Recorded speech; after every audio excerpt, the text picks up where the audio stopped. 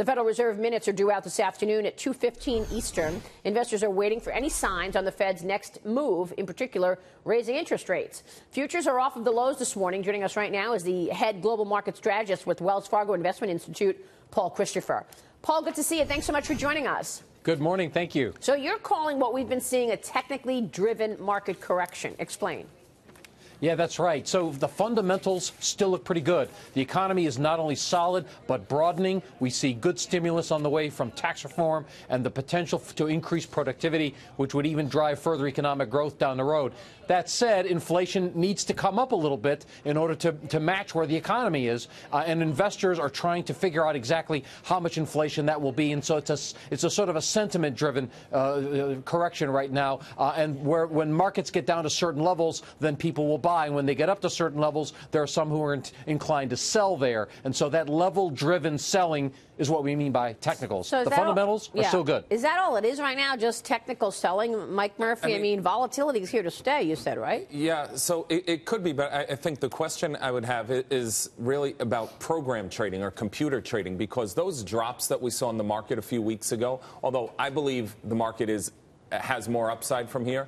But when the computers or the algorithms all started selling at once and we were dropping hundreds of points in what seemed like minutes, that was reminiscent of the flash crash to me. And I hope that the market realizes how much of the selling, how much of the volume on a daily basis is coming from those machines, so that we're in position to have some sort of circuit breakers if needed. You agree with that, Paul? Yes, certainly. When you get the selling reaching a certain point, then the machines will come on in a very noticeable way. They may be operating on a day like yesterday when the selling was there, but not extreme. But in order to get to that level, you first have to have other problems. People who are taking profits, short volatility traders, people who are complacent about volatility and bought products that bet on no volatility into the future. Those people, they took their losses first. Then you saw some profit taking. And when you finally get down to levels that are low enough, then the algorithms kick in, and again, in that noticeable way, and you see those sharper declines like we saw on February the 5th. That's not typical, but yeah, that can happen if you get down to that level of uncertainty in the market. Paul, when it comes down to technicals, I think one of the technicals that people were looking at was actually the multiples on the market. They weren't comfortable with a 20 PE on the market, given they don't know how the tax cuts are going to roll through in the next quarter and the quarter after that. And so then we saw it come down to around 16.6. Where do you see the market ending this year? What's an appropriate market multiple that investors should be paying right now?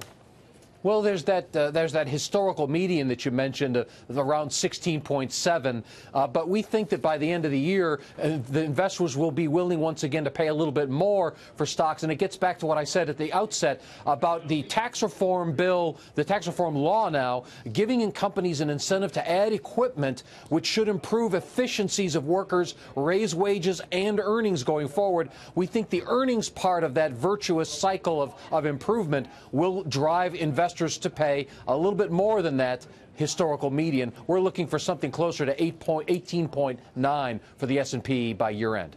That's a big number, 18.9% earnings growth, Dagan. Right. What if bonds wind up in a bear market?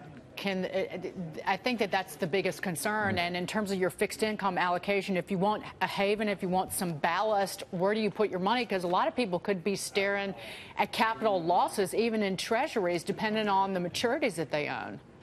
Yeah, it's a good point. You put your finger right on the main risk.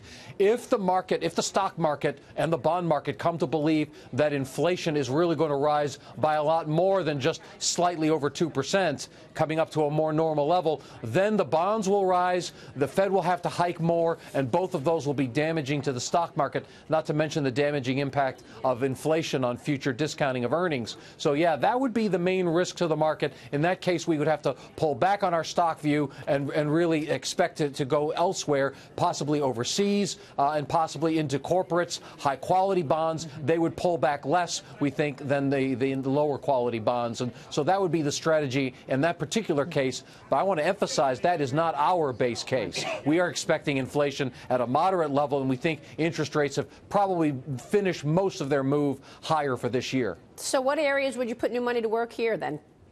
Well, we still like that economic outlook, that positive outlook, and that virtuous cycle of efficiencies and generating more earnings. So we would be putting more money into those sectors that would do the best under conditions of improving economic growth. Consider industrials, consumer discretionary. We also like financials as the yield curve is steepened a bit and economic growth is better. And as a valuation play, we have liked healthcare, although that one's getting a little bit richer going forward. The ones we would stay away from would be the interest rate sensitive sectors like utilities and consumer staples. We would also stay away from energy because we think oil prices have probably gone a little bit too high, need to consolidate back lower. What about tech? I mean, that was one name that one sector that you completely left out, but it's not interest rate sensitive because we look at all these companies, they have net cash on their balance sheet. Their enterprise value is worth less than their market cap. They're doing buybacks. They can do strategic M&A.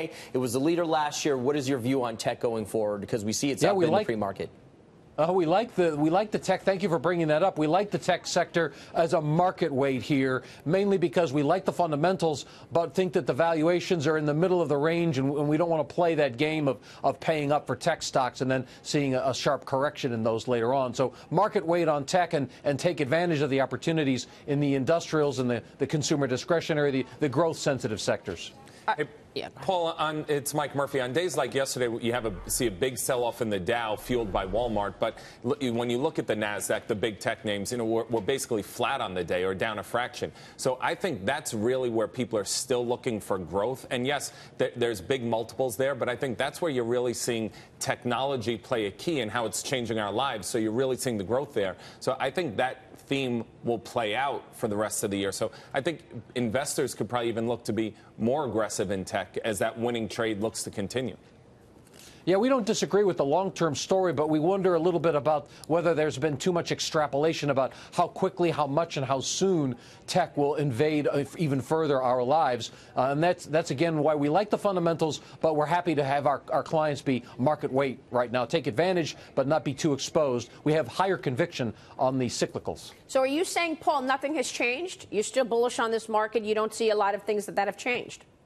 Yeah, you know what's really changed, Maria, is the perception that we can just keep grinding higher in a straight line. We said this in our December report, the outlook for 2018, that we thought the market would make new highs this year. We still believe that will happen, even after January, but it will be alongside of this figuring out of how much inflation is going to increase, how much interest rates will rise, and how much the Fed will hike. And that will create, we think, occasional pockets of uncertainty and pullbacks in the market. It's not going to be a straight line. It's going to be a little bit bumpier this year. It's going to offer investors opportunities, we think, to buy in and put more cash to work. All right. We will leave it there. We'll be watching, Paul. Thanks so much for joining us. Thank you very much. Paul Christopher, Wells Fargo there.